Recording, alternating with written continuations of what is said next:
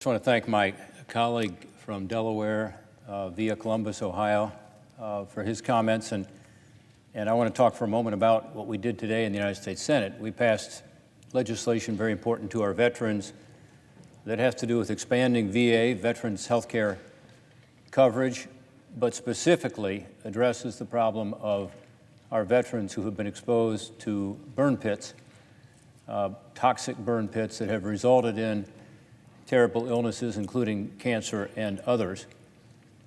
The legislation we passed is named the Heath Robinson PACT Act. And people may wonder, well, who's Heath Robinson? Why is it named after him?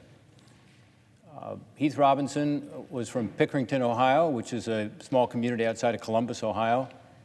He enlisted in the Ohio National Guard. He became a sergeant first class. He did tours of duty in Kosovo, also in Iraq. He was with the 285th Area Support Medical Company and was a two-time Ohio Army National Guard NCO of the Year in 2012 and 2013. So a very distinguished career in the military. In 2020, he died of cancer.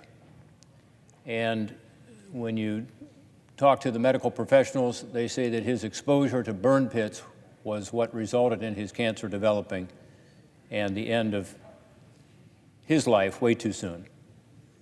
So his widow, Danielle, who some people may remember was at the State of the Union up in the gallery, and his mom, Kathy, and his daughter, Brielle, have been tireless advocates for addressing this burn pit issue, trying to stop the burn pits from being used, but of course addressing the consequence of these burn pits.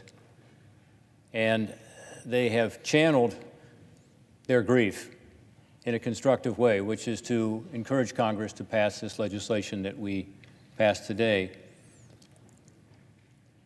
So many other veterans who have been exposed to burn pits will now get better health care because of their work and because of the tribute that's being paid to their father and husband and son, Heath Robinson. So that's who Heath Robinson is, and that's why it was important to name that legislation today after him.